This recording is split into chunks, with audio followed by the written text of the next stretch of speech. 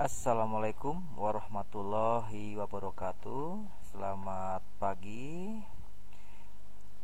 Alhamdulillah, pada kesempatan kali ini Bapak sudah membuat materi pembelajaran yang nantinya akan menjadi bahan materi yang akan diujikan.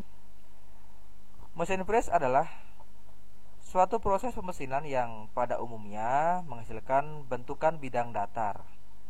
Bidang datar ini terbentuk karena pergerakan dari meja mesin, di mana proses pengurangan material benda kerja terjadi karena adanya kontak pisau, ini mata alat potong yang berputar pada spindle dengan benda kerja yang tercekam pada meja mesin. Tujuan menghasilkan benda-benda kerja dengan permukaan yang rata atau bentuk-bentuk lain yang spesifik, misalnya profil, radius, silindris, dan lain-lain, dengan ukuran dan kualitas tertentu.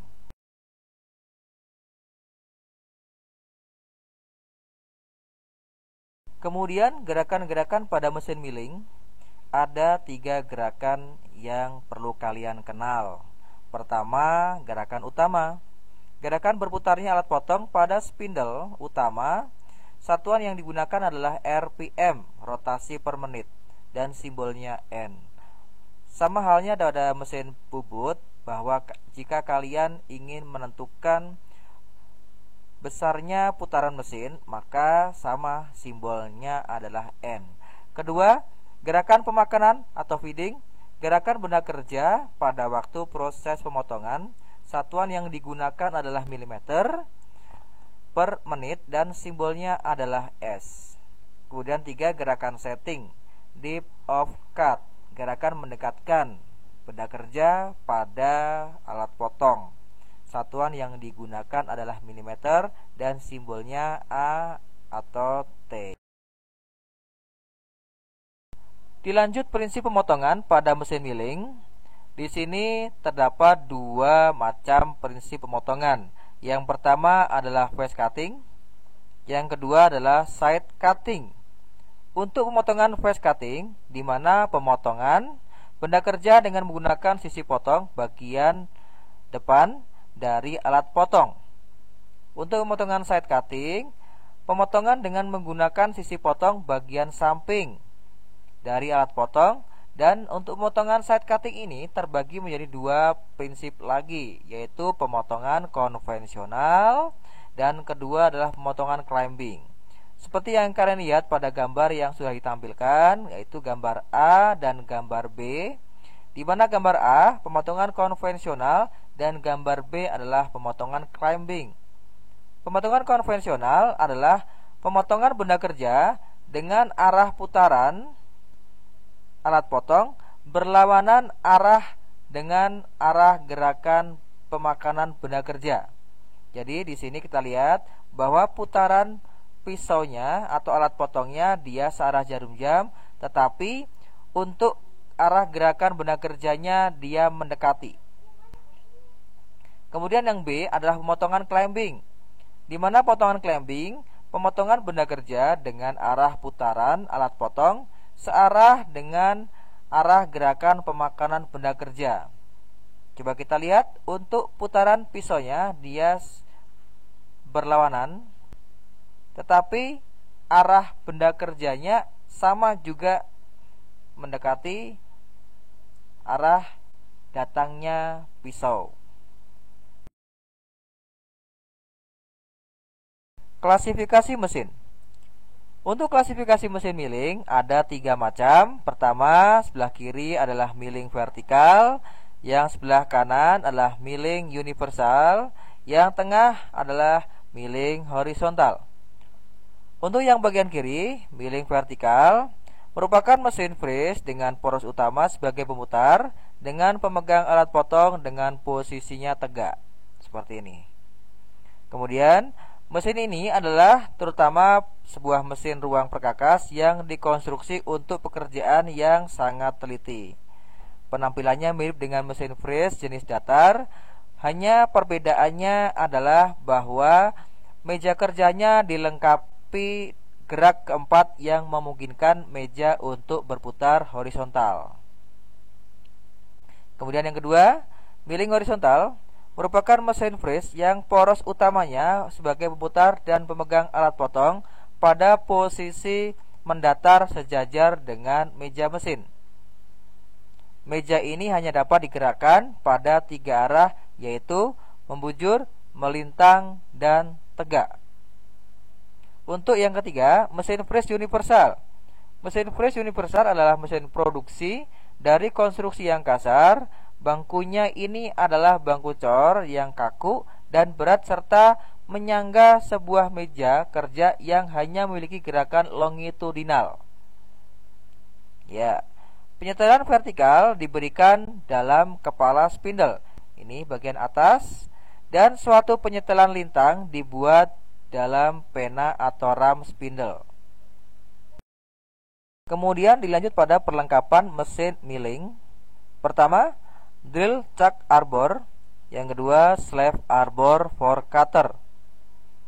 Untuk yang drill chuck arbor digunakan untuk mencekam mata bor atau tool-tool lain yang berdiameter kecil dan memiliki bentuk tangkainya silindris. Untuk yang kedua, slave arbor for cutter digunakan untuk mencekam end mill cutter yang memiliki bentuk tangkainya berbentuk tirus. Yang ketiga, slave arbor for twist drill. Nah, di sini digunakan untuk mencekam twist drill yang memiliki bentuk tangkai, tapernya dia berbentuk tirus. Keempat, collet arbor digunakan untuk mencekam alat dengan tangkainya silindris dan didesain untuk mengambil sebuah diameter yang spesifik. Maka ukuran collet bertambah setiap 0,5 mm. Perlengkapan mesin milling yang kelima ada stub arbor, side lock arbor, boring head arbor. Untuk yang kelima, stub arbor biasanya ini digunakan untuk mencekam cell and mill cutter dan beberapa tool lain yang memiliki lubang silindris di tengah tanpa perlu menambah ring untuk membantu pencekaman. Kemudian side lock arbor. Nah, untuk side lock arbor ini salah satu jenis arbor atau pemegang alat potong yang digunakan untuk mencekam cutter dengan tangkai silindris, di mana prinsip pencekamannya cukup sederhana dengan mengencangkan skru yang ada pada arbor, sehingga skru tersebut akan menekan cutter dan mengikatnya. Maka untuk itu perlu ada bidang rata pada sisi tangkai agar bisa tercekam dengan baik.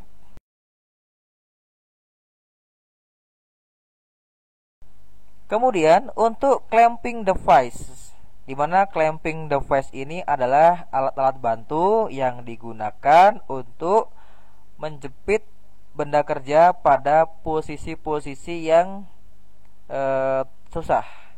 Nah, di sini ada 1, 2, dan 3. Pertama, clamp. Clamp adalah alat pencekam sederhana yang digunakan untuk mencekam material di meja milling, di mana clamp ini digunakan sebagai pencekam, sedangkan T-slot sebagai alat untuk mengencangkannya. Di sini ada clamp dan ada T-slotnya. Nah, kemudian yang kedua, angel plate.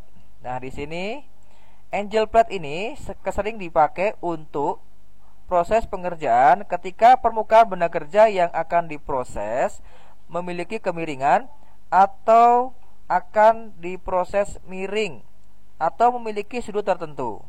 Maka alat ini dapat digunakan.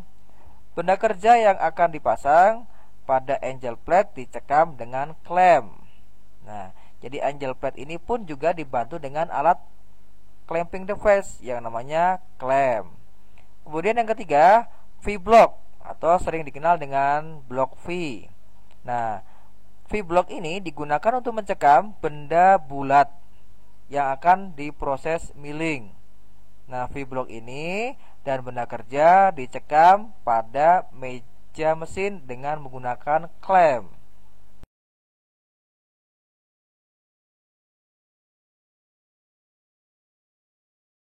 Clamping device keempat adalah vice mesin, kelima swivel vice, keenam compound vice. Untuk yang keempat, clamping vice mesin. Alat ini digunakan untuk mencekam benda kerja umumnya yang berbentuk persegi. Kemudian kelima, swivel vice. Nah, untuk pencekaman ini dapat diubah-ubah sudutnya dan hanya memiliki satu sudut putar, sehingga bisa digunakan untuk membuat benda kerja dengan sudut tertentu. Kemudian yang keenam, compound vice, hampir sama dengan swivel vice, tetapi memiliki dua sudut, sehingga dapat mengerjakan benda kerja yang lebih rumit atau kompleks. Clamping device ketujuh adalah rotary table, kemudian ke-8 adalah dividing head. Nah, untuk rotary table di sini bentuknya adalah seperti meja, kemudian ada alas yang dapat diputar sesuai keinginan derajat yang akan ditentukan. Nah, rotary table adalah suatu perkakas pada mesin fres yang digunakan untuk membuat radius luar. Pada saat pengerjaan benda kerja, biasanya ditambahkan klem dan senter pin untuk mencekam benda kerja. Kemudian dividing head. Nah, dividing head ini adalah suatu alat perkakas yang digunakan untuk membuat segi-segi beraturan. Contohnya segitiga, segi 4, segi 5, segi 6, dan seterusnya. Dan selain itu, dividing head juga dapat berfungsi untuk membuat roda gigi dan spiral.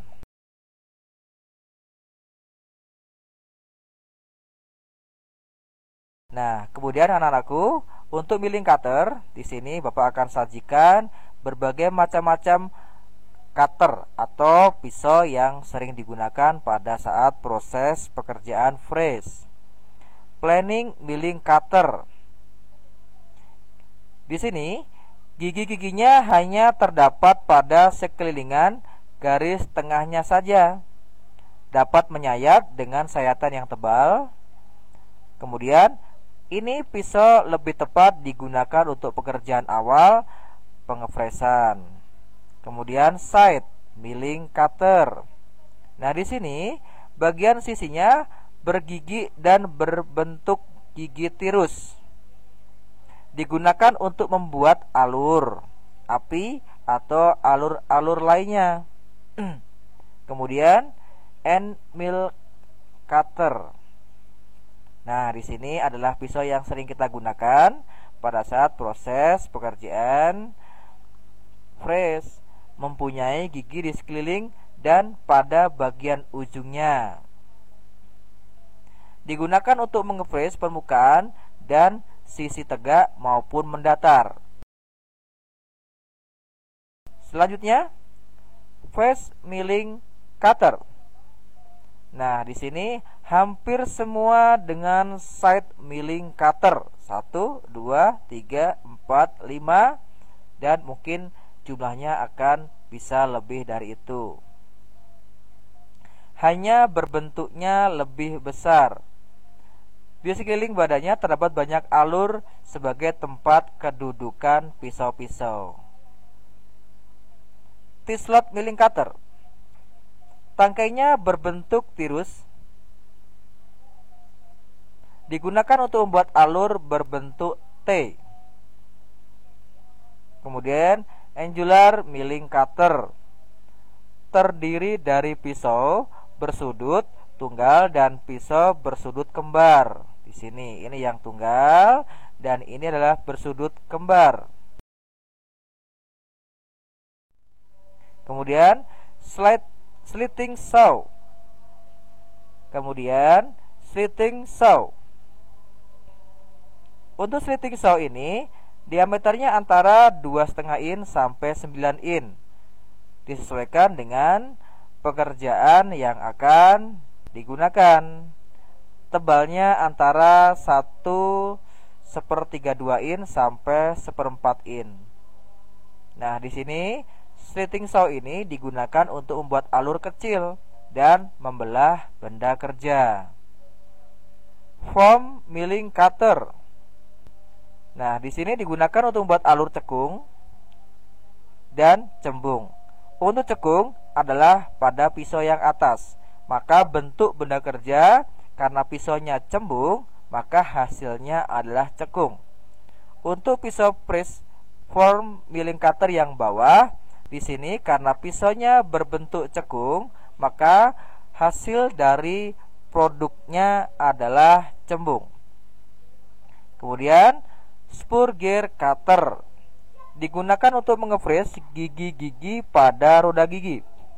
Tiap-tiap pisau mempunyai ukuran dan dinyatakan dalam nomor, jumlah gigi dan modul.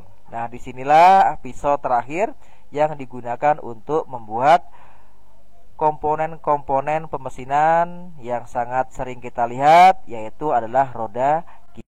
Alhamdulillah, baik semua anak-anakku, Bapak sudah menyampaikan materi tentang mesin freeze. Mudah-mudahan dari pada saat Bapak menyampaikan, kalian mencoba membuat resume, membuat catatan supaya apa yang sudah Bapak sampaikan itu bisa diingat dan dipelajari kembali.